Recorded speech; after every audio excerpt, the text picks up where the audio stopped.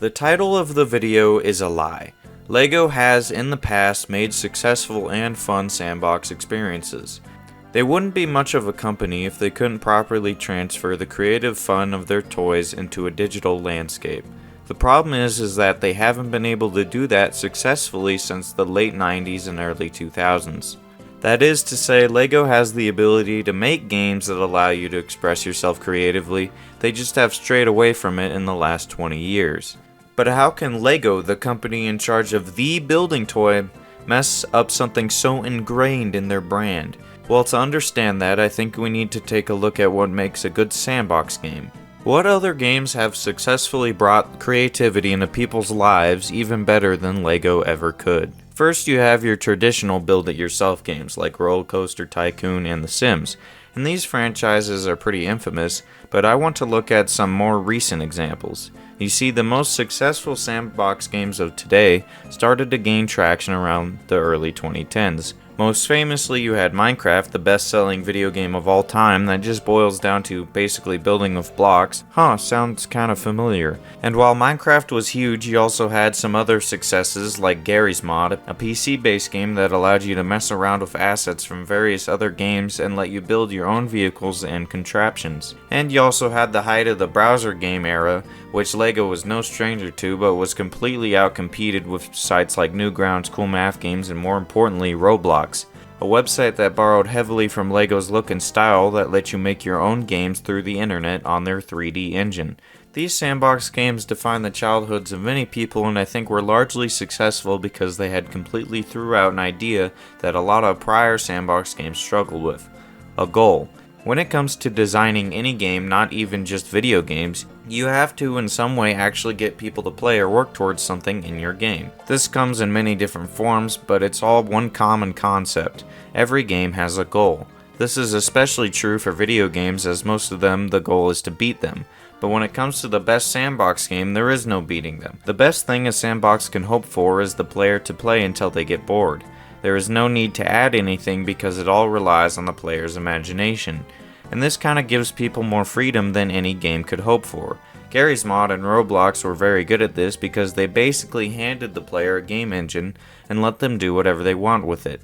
And Minecraft for years was referred to as virtual LEGO, as it was just a bunch of blocks and other items all available for the player to do whatever.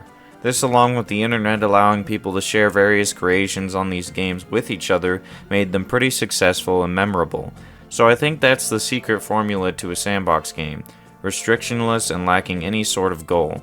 So where was LEGO during all of this? Well, during the 2000s, LEGO did just fine selling their toys as they normally did, but struggled like any other traditional children's entertainment company with the video game industry. Their games sold okay, but not as good as they could have until 2005 when LEGO Star Wars came out.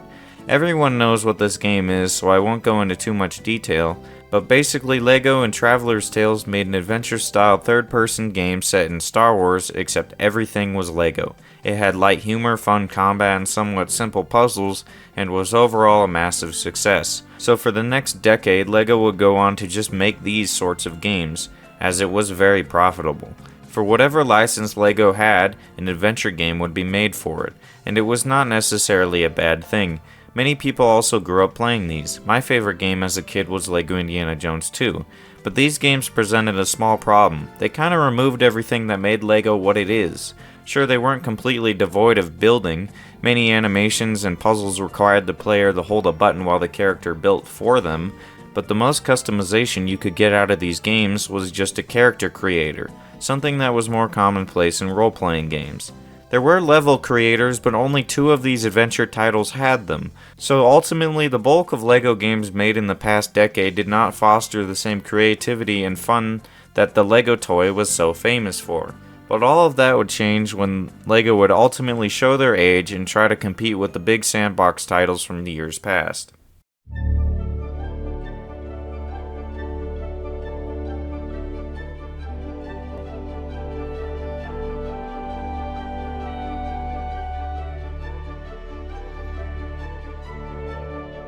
In 2017, on the cusp of Minecraft's departure from the mainstream, LEGO released a promising game, LEGO Worlds. This was supposed to compete with Minecraft, but fell completely short in a lot of places. LEGO Worlds is a game that lets you generate brand new worlds and allows you to explore a variety of different locations and/or biomes, completing quests and unlocking new characters and objects to build with. This game on paper seems to be the ultimate LEGO experience. Build whatever you want, do whatever you want. However, it was not executed with the same mindset as the rest of these Sandbox titles. You see, all those biomes and vehicles and characters you find from exploring are not only optional, they are mandatory. This game relies way too heavily on you scanning objects and characters to unlock them. You can alleviate some of this by playing the Sandbox mode, but you still have to unlock some stuff. So despite what mode you play, you're still going to be loading more of your level in some attempt to find the last character you need.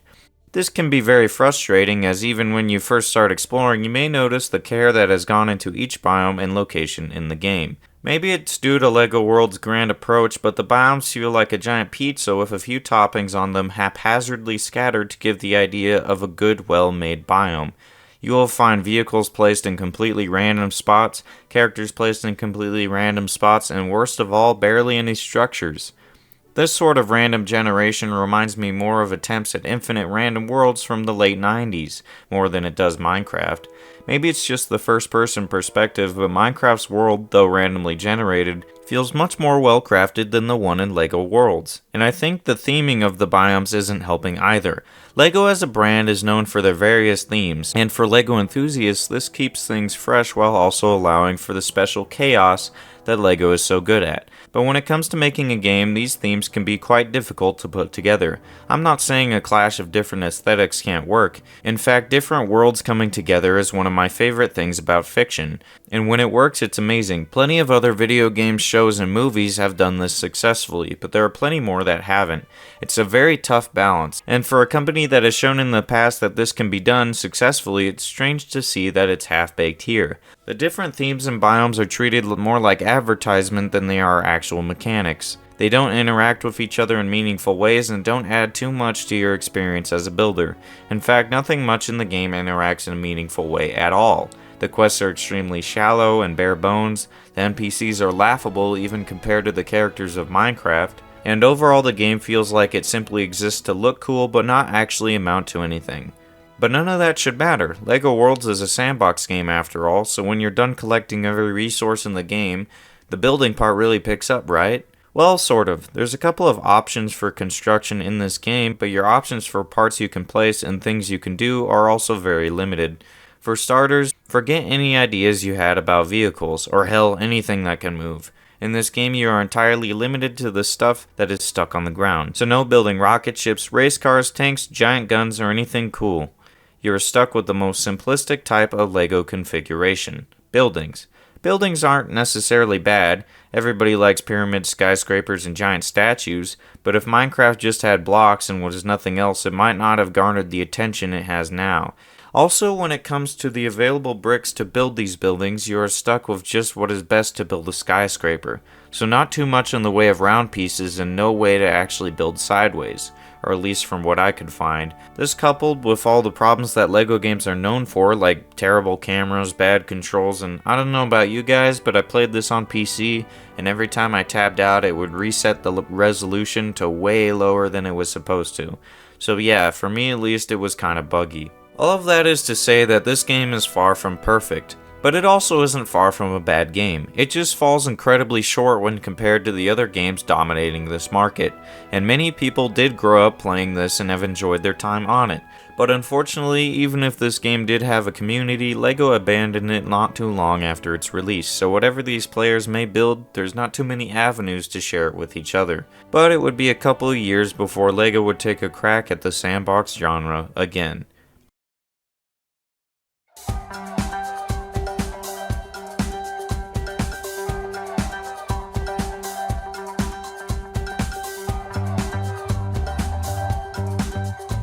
Racing games are not sandbox games. They are about trying to drive better than the AI or player opponents and getting better cars and upgrades. LEGO 2K Drive is not the first time LEGO has done something driving related. They've had some cool racing games over the years and even a crossover with Forza. But this is an entirely LEGO focused driving game, so why do I bring it up in a video game about sandbox games? Well, you see, in LEGO 2K Drive, instead of picking your car and upgrading it, you can build it. Racing games have been approaching this level of customization for years, but nothing quite as open as this. This game lets you build any kind of car you want, except there's some issues here. You don't start the game with every kind of brick available to you. You have to unlock them, or buy them. This makes sense for a driving game, but isn't so great if you want to build something cool. And this, along with the parts limit in the editor, makes this probably the worst building game, and after seeing the reviews, it seems this isn't such a good racing game either. So there's not much to unpack here, just the problems we're used to when discussing modern games. So I don't think there's more to discuss with LEGO 2K Drive. However, that wasn't the only LEGO construction game/sponsor thing released in 2023. Following an event in the popular Battle Royale fighting game Fortnite, a new game mode was added, one that was teased in the event alongside some other new game modes. And this particular game mode was LEGO Fortnite. And at first it seemed like LEGO had finally figured out how to make a decent sandbox game. For a couple of weeks after LEGO Fortnite released, I was actually enjoying it. It was like Minecraft, but actually focused more on building your own town for NPCs to live in than it did on survival. This was for the first time in LEGO's history a game that was both different from Minecraft but also fun at the same time.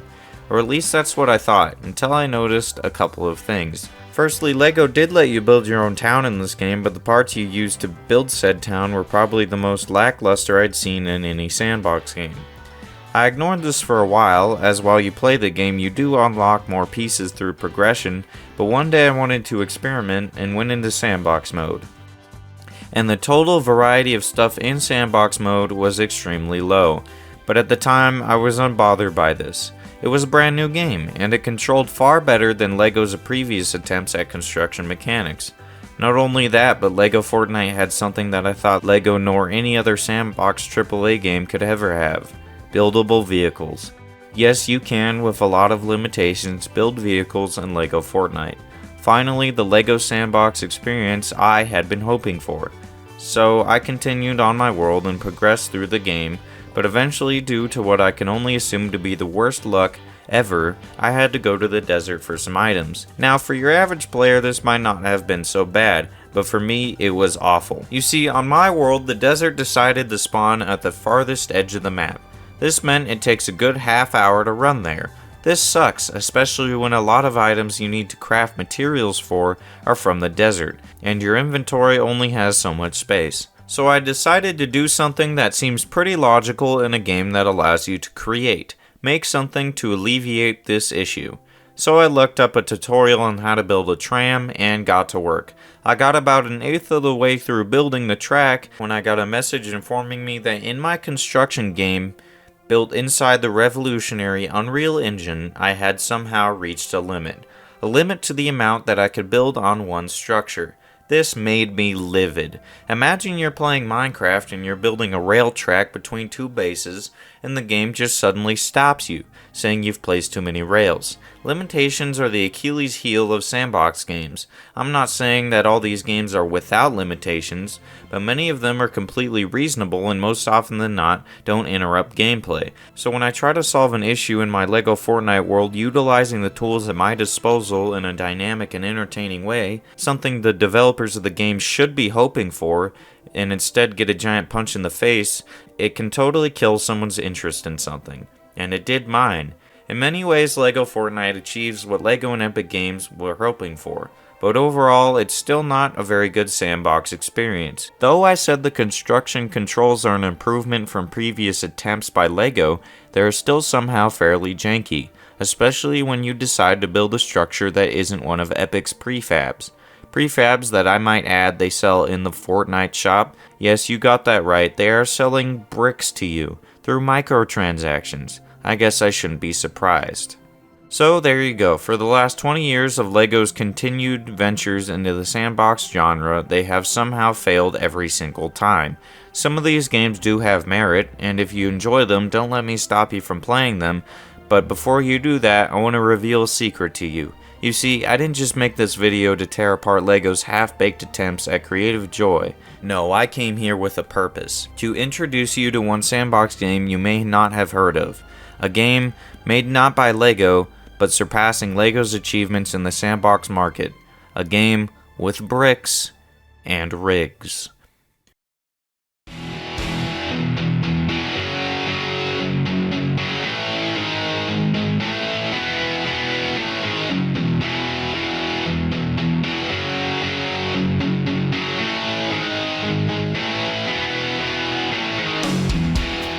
Brick Rigs is a game that at first glance might look like it was made by LEGO or at least ripping off LEGO's design.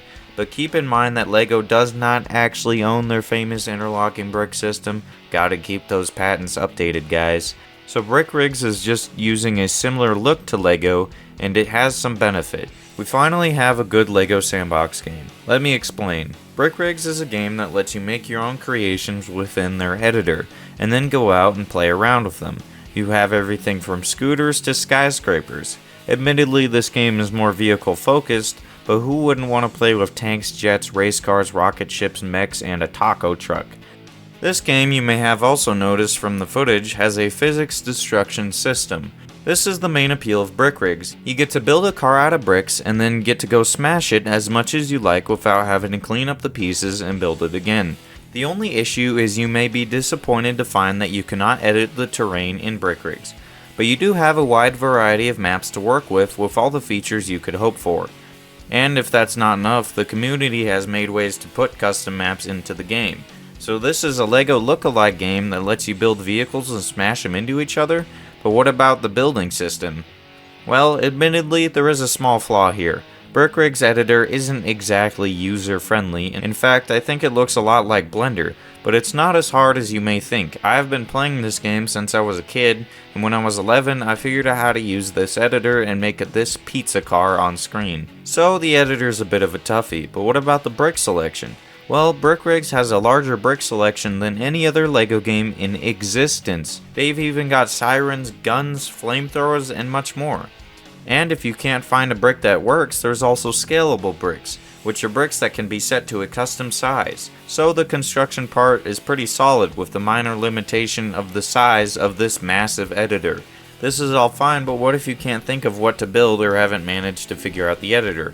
Well, any creation anyone makes can be shared on the Steam Workshop, which is also integrated within the game, so you don't even have to close it to use someone's vehicle. It's seamless plug and play. So that's it. The big LEGO game killer is just a bunch of brick-made cars with no purpose but destruction?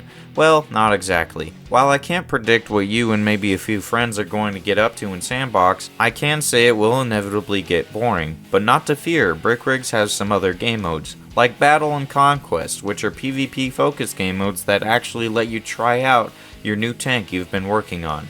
And don't worry, there's a money system, so someone can't just spawn in the most overpowered vehicle right off the bat.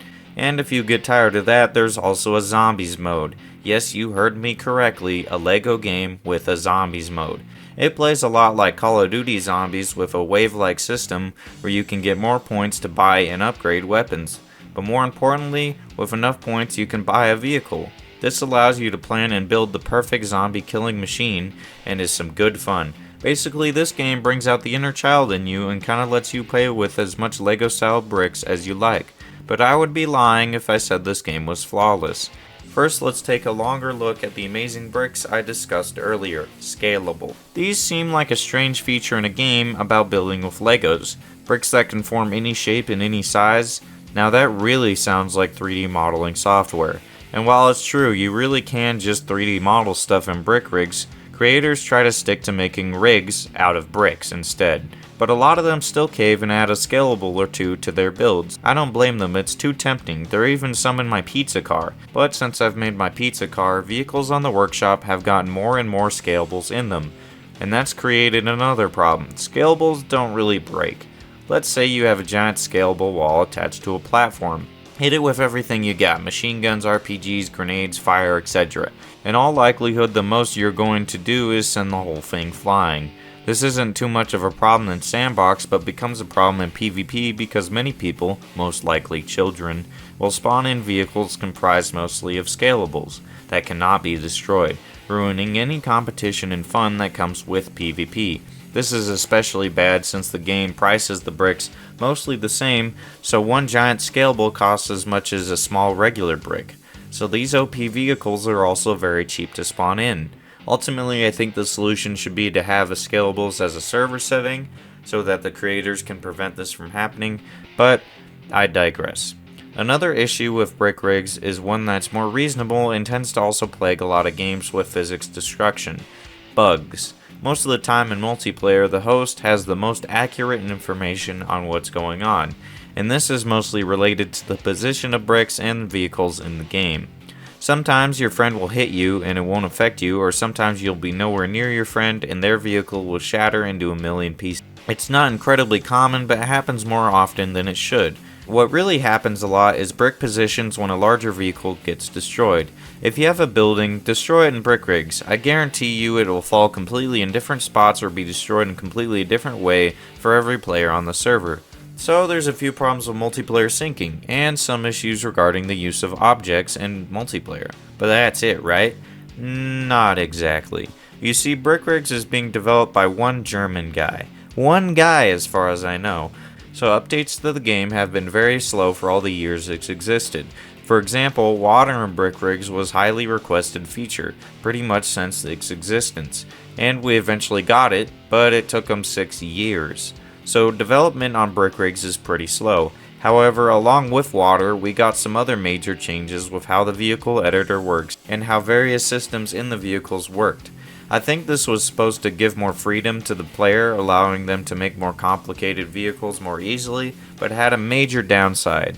A huge amount of vehicles prior to this update suddenly had all of their mechanisms broken overnight. Planes stopped flying, grind wheels stopped spinning, guns stopped rotating, and a lot of famous functioning workshop creations were now useless. And since I haven't used the editor in so long, I haven't a clue how to fix it. Despite that, it doesn't seem like anyone's noticed. Maybe it's because the current generation of brick rigs players are too young to have known, or people just don't care. I don't know. But thankfully, whatever vehicles aren't working from the past, hundreds more are being created every single day to replace them. So even though this was a pretty big issue, it will get better with time. Oh, I also forgot to mention that this game has barely any character customization. You get different colored shirts and pants, but that's about it. I'm hoping they will add hats or something one of these days, but things have been pretty slow since the game went into full release, so who knows.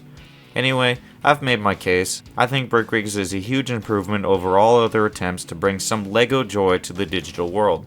If you want to check out the game, it's $20 on Steam, or you could wait for a sale. But if it doesn't look appealing to you, or if you think it doesn't stand out enough from the other Sandbox titles, save your money for better things. Anyways, that's all the time I have for today, so go out there and build some Legos.